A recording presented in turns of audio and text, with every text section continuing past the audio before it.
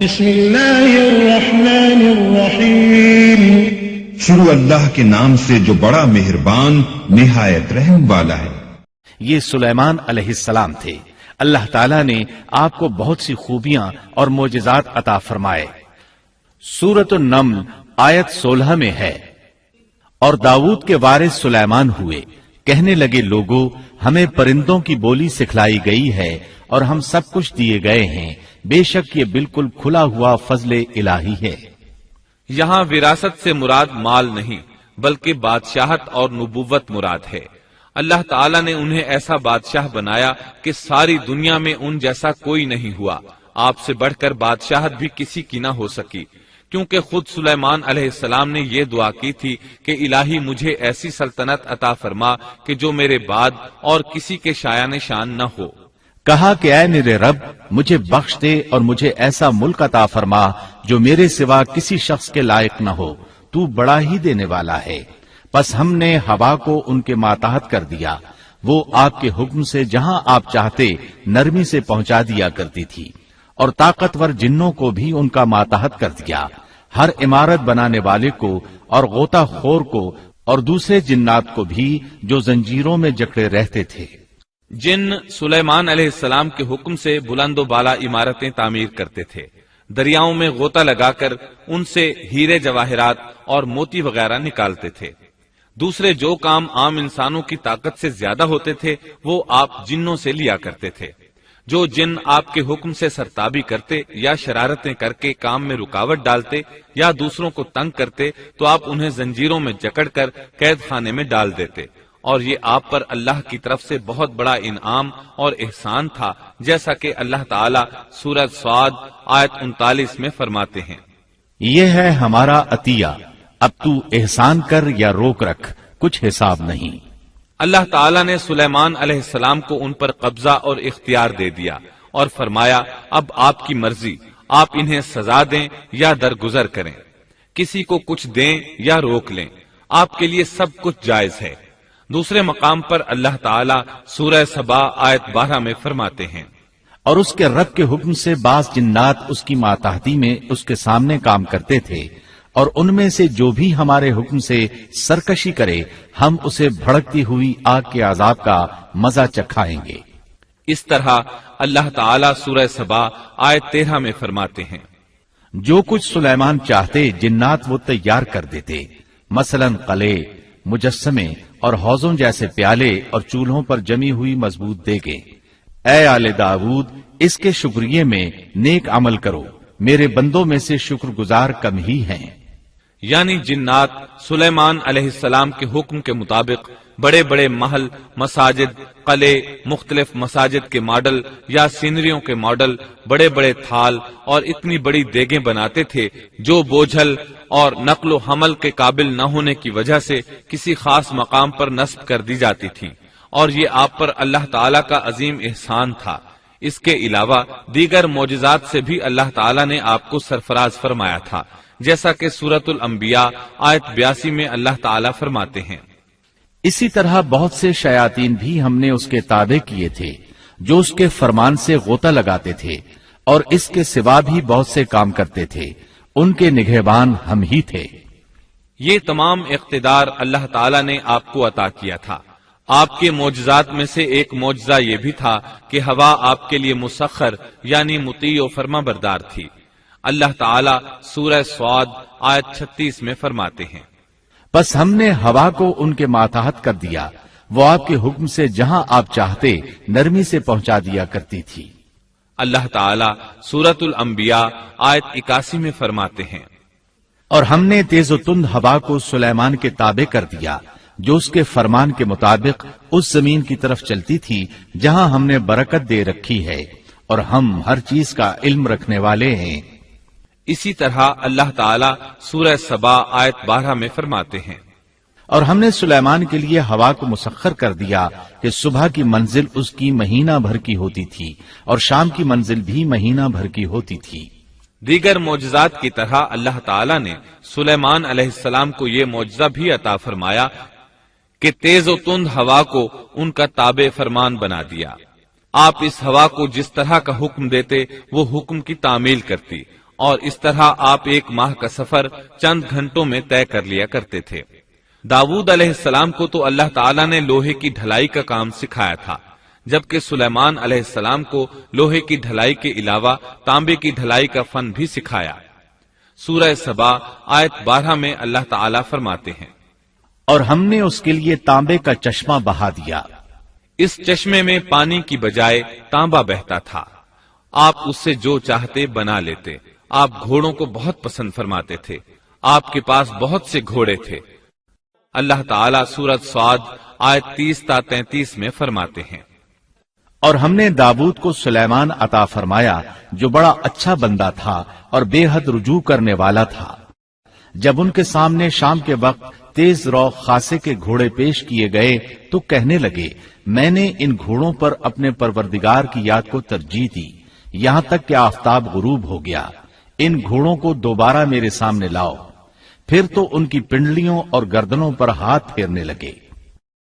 گھوڑے 20,000 سے زائد تھے۔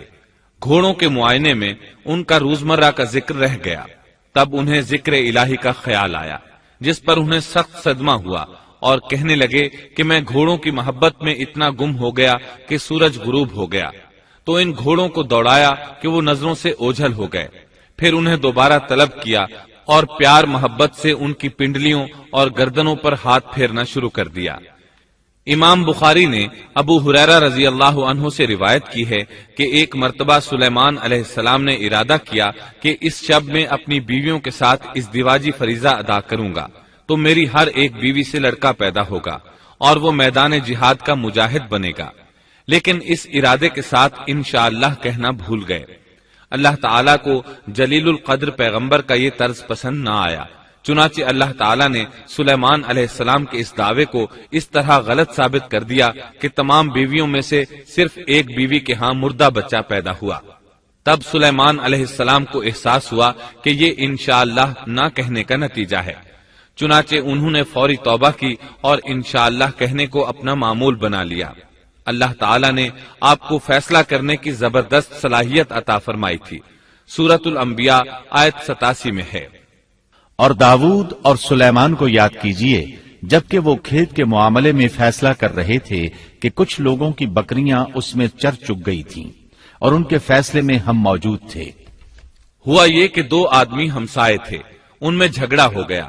ان میں سے ایک کے پاس کھیت تھا، اس میں اس نے فصل بو رکھی تھی، دوسرے کے پاس کچھ بکریاں تھیں۔ بکریوں کا چرواہا رات کے وقت دیوار والے دروازے کو بند کر دیتا تھا تاکہ بکریاں نکل کر فصل کو نقصان نہ پہنچائیں۔ ایک دن وہ دروازہ بند کرنا بھول گیا، بکریاں کھیت میں آ کر چرنے لگیں، فصل خراب ہو گئی۔ دونوں داؤد علیہ السلام کے پاس آئے، اپنا مقدمہ پیش کیا۔ داؤد علیہ السلام قاضی بھی تھے۔ اس وقت سلیمان علیہ السلام کہیں گئے ہوئے تھے۔ داؤد علیہ السلام مقدمہ سن کر کہنے لگے، یہ بکریوں والے کی سستی کا نتیجہ ہے، اس کا حل یہی ہے کہ وہ تیری بکریاں اپنی تحویل میں لے لے۔ دونوں فریق باہر نکلے تو سلیمان علیہ السلام سے ملاقات ہوئی۔ انہوں نے تفصیل سن کر فرمایا، میرے ساتھ آؤ۔ وہ انہیں داؤد علیہ السلام کے پاس لے آئے اور بولے، اس مقدمے کا اس سے بہتر فیصلہ یہ ہے کہ یہ بکریاں زمین والے کو دے دیں اور زمین بکریوں والے کو۔ جب بکریوں والا زمین کو پہلی حالت میں اگا دے گا تو آپ دونوں کی چیزیں انہیں لوٹا دیں۔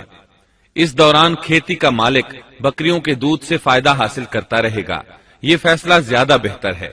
اس سے بکریوں والا اپنی بکریوں سے بالکل محروم نہ ہوا اور کھیتی والے کا نقصان پورا ہو گیا۔ یہ فیصلہ آپ کو اللہ تعالیٰ نے سمجھایا تھا۔ اللہ تعالیٰ سورۃ الانبیاء آیت 89 میں فرماتے ہیں، ہم نے اس کا صحیح فیصلہ سلیمان کو سمجھا دیا، ہاں ہر ایک کو ہم نے علم و حکمت سے نوازا تھا۔ بخاری اور مسلم میں ایک حدیث ہے، اس میں اسی قسم کا ایک واقعہ بیان ہوا ہے کہ 2 عورتیں اپنا مقدمہ داؤد علیہ السلام کے پاس لائیں۔ دونوں کو اللہ نے ایک ایک بچہ دے رکھا تھا۔ ایک بھیڑیے نے حملہ کر کے بڑی عمر والی کا بچہ چیر پھاڑ ڈالا۔ عورت چالاک تھی، اس نے چھوٹی عمر والی کا بچہ چھین لیا کہ یہ میرا بچہ ہے۔ داؤد علیہ السلام نے دیکھا بچہ بڑی عورت کے پاس ہے تو اس کے حق میں فیصلہ دے دیا۔ سلیمان علیہ السلام نے داؤد علیہ السلام سے اجازت چاہتے ہوئے کہا، کیا میں اس مقدمے کا فیصلہ کر سکتا ہوں؟ انہوں نے اجازت دے دی۔ سلیمان علیہ السلام نے عورت سے کہا، بچہ مجھے دے دو۔ بچہ ہاتھ میں لے کر انہوں نے تلوار نکالی اور دونوں عورتوں سے فرمایا میں اس کے 2 ٹکڑے کر کے تم دونوں میں برابر برابر تقسیم کرنے لگا ہوں۔ یہ سن کر بڑی عورت بولی کہ ٹھیک ہے، جبکہ چھوٹی عورت مامتا کی وجہ سے چلا اٹھی کہ آپ اسے زندہ رہنے دیں اور اسے دے دیں۔ یہ سنتے ہی سلیمان علیہ السلام بول اٹھے تو ہی اس کی ماں ہے، جس سے اپنے بچے کے ٹکڑے دیکھنا برداشت نہ ہو سکا، پھر بچہ اسے دے دیا۔ سلیمان علیہ السلام کا ایک تیسرا واقعہ قرآن میں یوں ہے، سورۃ النمل آیت 17 اور 18 میں ہے، اور سلیمان کے سامنے ان کے تمام لشکر جنات، انسان اور پرندوں میں سے جمع کیے گئے، ہر قسم الگ الگ کھڑی کر دی گئی۔ جب وہ چیونٹیوں کے میدان میں پہنچے تو ایک چیونٹی نے کہا اے چیونٹیوں اپنے اپنے گھروں میں گھس جاؤ، ایسا نہ ہو کہ بے خبری میں سلیمان اور ان کا لشکر تمہیں روند ڈالے۔ ان تمام لشکروں کو اکٹھا کیا گیا تھا۔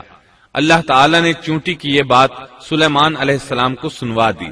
سورہ نمل آیت 19 میں ہے، اس کی اس بات پر سلیمان مسکرا کر ہنس پڑے اور دعا کرنے لگے کہ اے پروردگار تو مجھے توفیق دے کہ میں تیری ان نعمتوں کا شکر بجا لاؤں جو تو نے مجھ پر انعام کی ہیں، اور میں ایسے نیک اعمال کرتا رہوں جن سے تو خوش رہے، اور مجھے اپنی رحمت سے نیک بندوں میں شامل فرما۔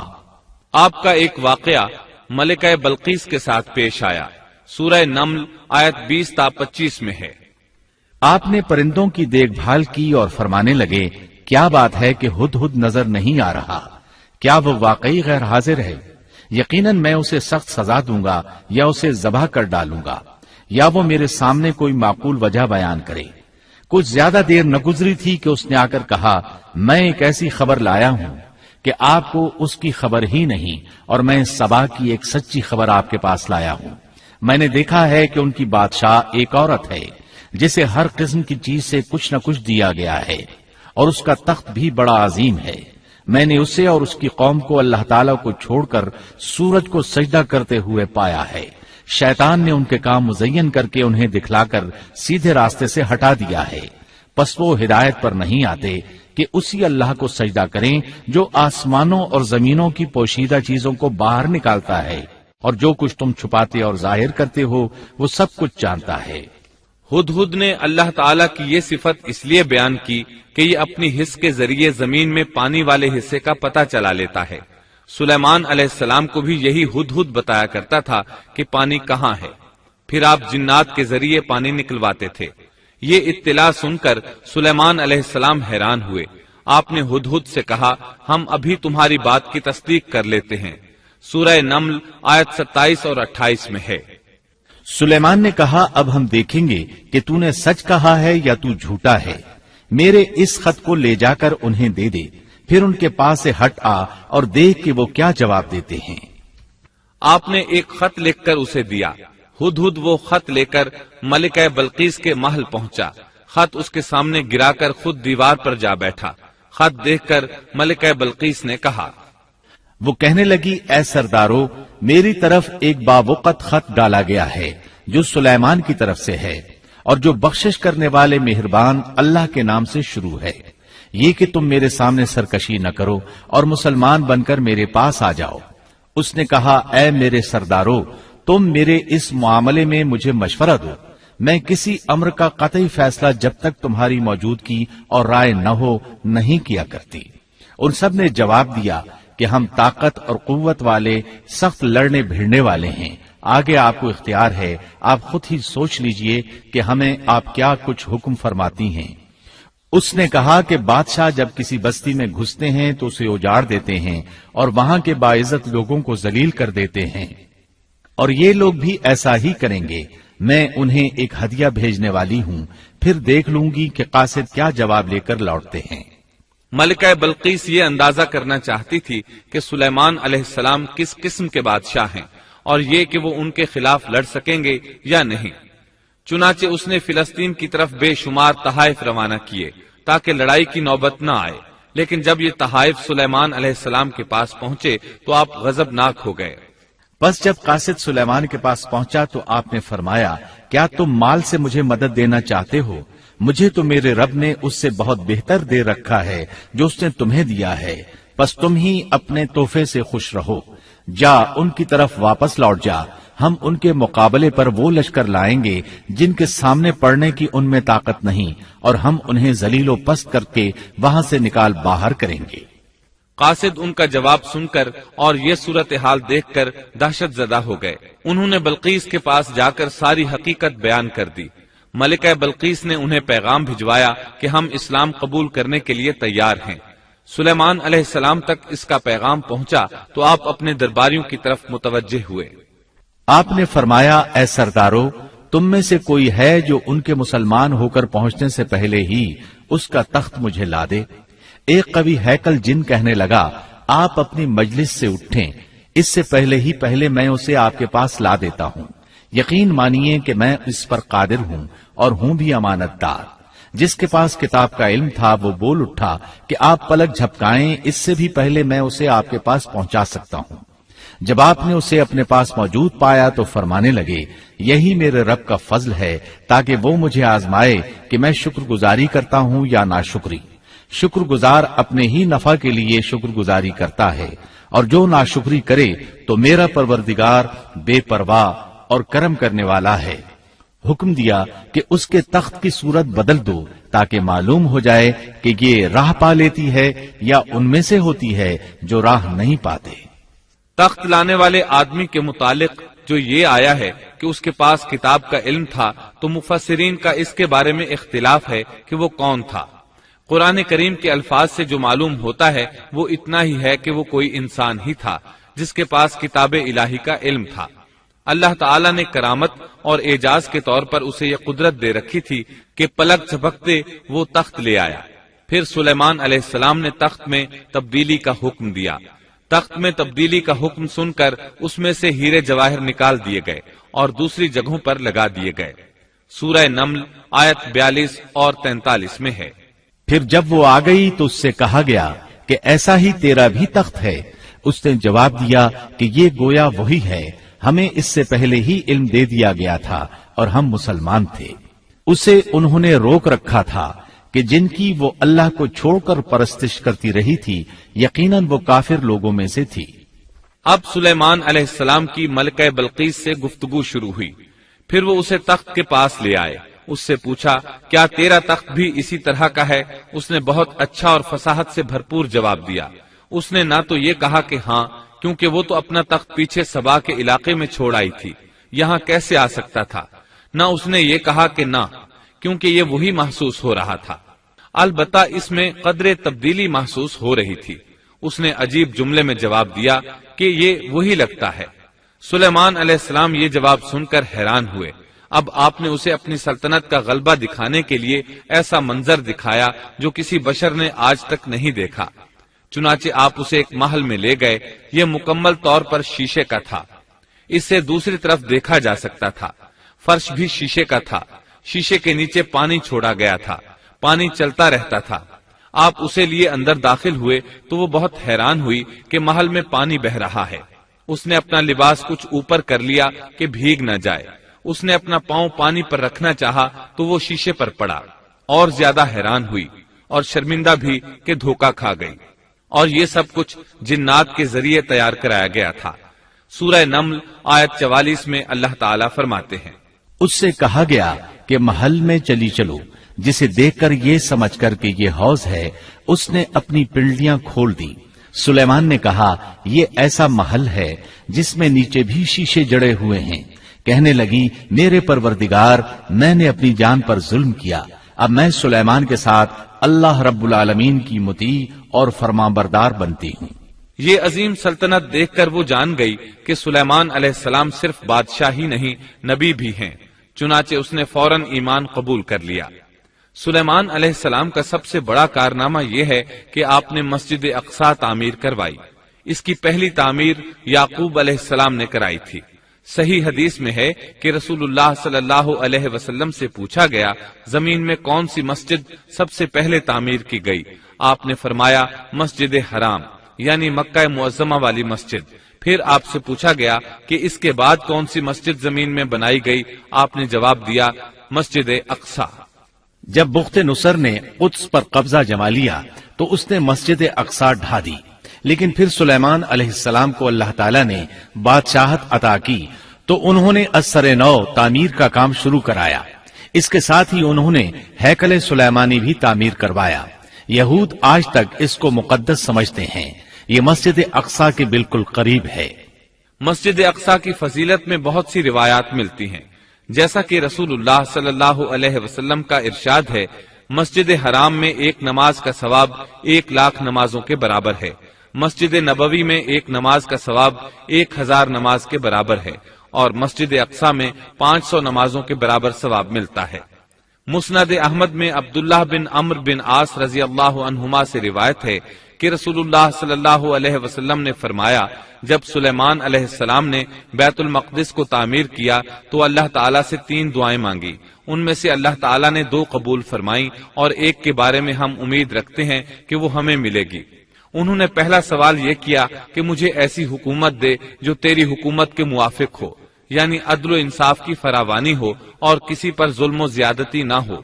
اللہ نے یہ دعا قبول فرمائی۔ دوسرا سوال یہ کیا، مجھے ایسا ملک عطا فرما جو میرے سوا کسی شخص کے لائق نہ ہو۔ اللہ تعالیٰ نے یہ دعا بھی قبول فرما لی۔ تیسرا سوال یہ کیا کہ جو شخص بھی گھر سے نکلے اور وہ مسجد اقصی میں نماز پڑھنے کا ارادہ رکھتا ہو تو وہ اپنے گناہوں سے اس طرح نکل جائے جس طرح کے پیدائش کے دن تھا۔ اس تیسرے سوال کے متعلق رسول اللہ صلی اللہ علیہ وسلم نے فرمایا، امید ہے یہ دعا اللہ نے ہمارے لیے رکھ لی ہو۔ اللہ تعالیٰ نے انہیں اس قدر طاقت اور قدرت عطا فرمائی تھی، لیکن اس کے باوجود آپ بشر تھے اور موت ہر بشر کو پہنچ کر رہتی ہے۔ انسان جس قدر بھی قدرت حاصل کر لے، جتنا بھی غلبہ پالے، جتنی بھی عظمت حاصل کر لے، لیکن موت سے نہیں بچ سکتا۔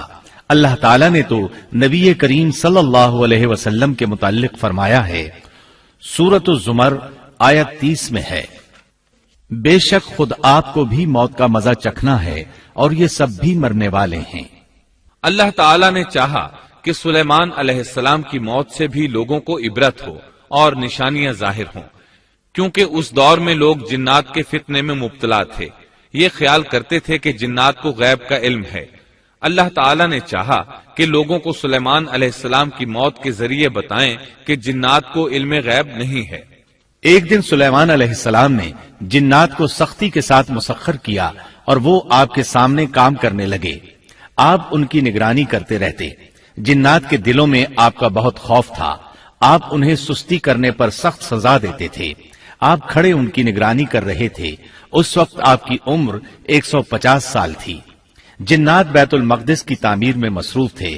ایسے میں آپ نے اپنا عصا پکڑا اور اس پر اپنی ہتھیلیاں ٹکا دیں، پھر ہتھیلیوں پر اپنا سر رکھ دیا۔ اس طرح ان کی نگرانی کرتے رہے۔ اسی حالت میں اللہ تعالیٰ نے آپ کی روح قبض کر لی، تاہم آپ کی آنکھیں کھلی رہیں۔ ادھر جن مسلسل کام میں لگے رہے، وہ یہی خیال کرتے رہے کہ سلیمان علیہ السلام زندہ ہیں اور انہیں دیکھ رہے ہیں۔ آپ کا خلیفہ آیا تو وہ جان گیا آپ انتقال کر گئے ہیں، لیکن اس نے بھی جنات پر یہ بات ظاہر نہ کی۔ اس طرح 2 سال گزر گئے۔ جن اس قدر سخت نگرانی پر حیران تھے۔ وہ دیکھ رہے تھے کہ 2 سال سے سلیمان علیہ السلام نے حرکت تک نہیں کی، پلک تک نہیں جھپکی۔ ادھر اللہ تعالیٰ نے دیمک کو سلیمان علیہ السلام کے عصا پر مسلط کر دیا۔ وہ اندر اندر لاٹھی کو کھوکھلا کرتی رہی، آخر لاٹھی ٹوٹ گئی۔ سلیمان علیہ السلام زمین پر گر گئے۔ اس وقت جنات کو پتا چلا کہ انہیں فوت ہوئے تو عرصہ دراز ہو چکا ہے۔ تب انسانوں کو بھی معلوم ہو گیا کہ جنات کو غیب کا علم نہیں ہے۔ اللہ تعالیٰ سورہ سبا آیت 14 میں فرماتے ہیں، پھر جب ہم نے ان پر موت کا حکم بھیج دیا تو ان کی خبر جنات کو کسی نے نہ دی سوائے گھن کے کیڑے کے جو ان کے عصا کو کھا رہا تھا۔ پس جب سلیمان گر پڑے تو اس وقت جنات نے جان لیا کہ اگر وہ غیب دان ہوتے تو اس ذلت کے عذاب میں مبتلا نہ رہتے۔ اس طرح اللہ تعالیٰ نے لوگوں کو مطلع کر دیا کہ جنات بھی مخلوق ہیں، غیب دان نہیں۔ اللہ تعالیٰ ہی ان پر قادر ہے۔ اور اسی کے ساتھ سلیمان علیہ السلام کا قصہ اپنے اختتام کو پہنچا۔